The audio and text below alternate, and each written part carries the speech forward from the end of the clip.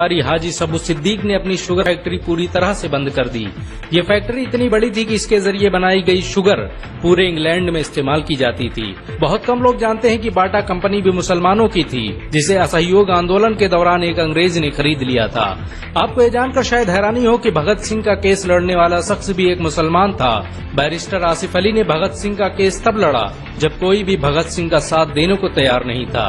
इंकलाब जिंदाबाद का नारा देने वाले हसरत मोहानी भी एक मुसलमान थे। उन्होंने ही भारत की आजादी की रूपरेखा तैयार की थी।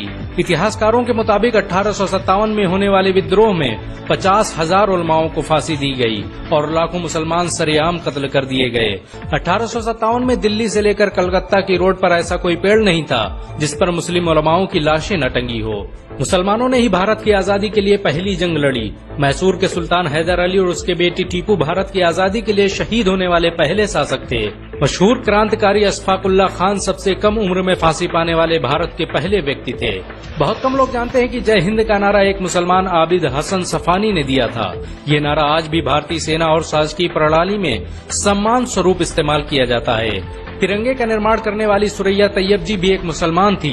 उन्होंने ही भारत के राष्ट्रीय ध्वज को वर्तमान रूप दिया था।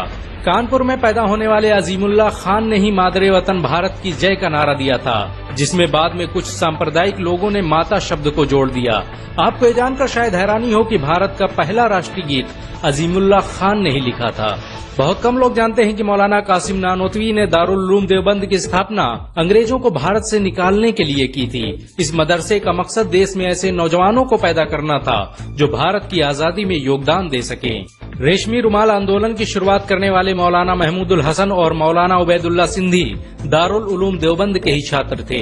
मौलाना उबैदुल्ला सिंधी ने सुभाष चंद्र बोस के साथ मिलकर भारत की पहली अस्थायी सरकार की स्थापना की थी और वह भारत के पहले गृह मंत्री भी थे।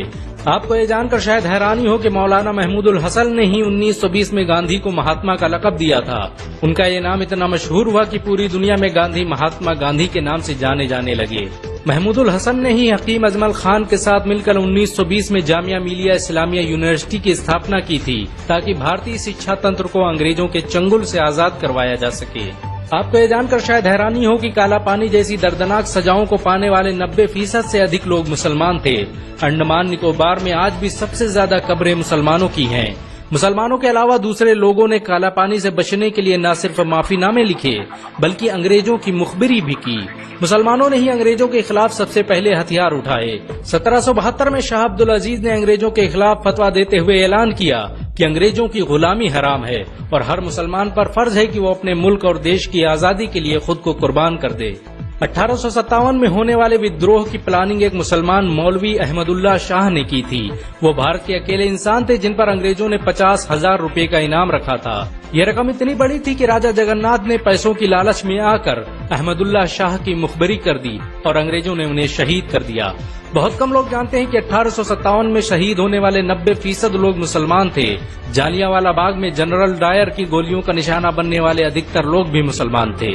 भारत की आजादी का नेतृत्व करने वाले संगठन इंडियन नेशनल कांग्रेस के 9 से अधिक प्रेसिडेंट मुसलमान रहे। गांधी जी ने अफ्रीका में जहां वकालत की पढ़ाई की, वो कॉलेज भी एक भारतीय मुसलमान का था और वह जब भारत में आए तो उन्होंने आजादी के लिए अली ब्रदर्स के साथ काम करना शुरू किया, जो कि मुसलमान थे।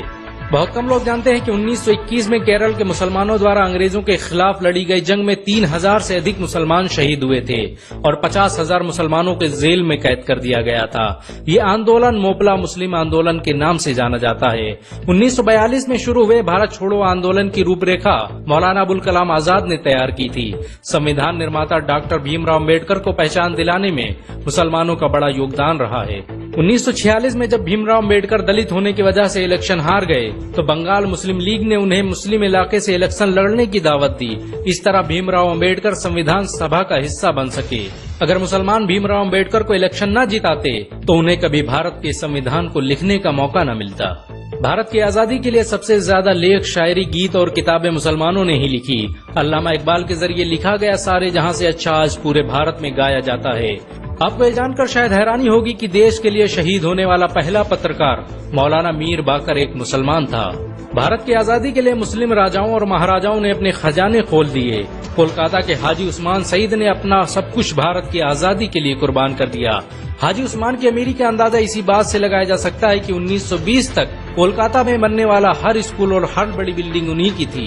कोलकाता के पहले सुपर स्टोर कैश बाजार की बुनियाद हाजी सईद ने ही रखी थी, लेकिन बाद में उन्होंने अपनी सारी दौलत देश को दान कर दी और खुद एक किराए के घर में रहने लगे।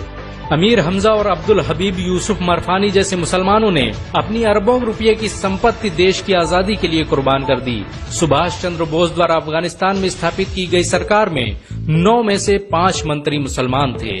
भारत की आजादी के लिए देश भर में मौजूद मस्जिदों को किलों की तरह इस्तेमाल किया गया। इन मस्जिदों में सुबह शाम हर वक्त भारत की आजादी के लिए ऐलान हुआ करते थे।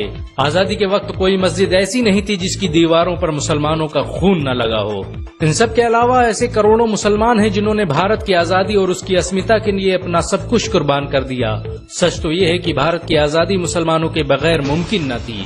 भारत आज भी आजादी के लिए मुसलमानों का एहसानमंद है।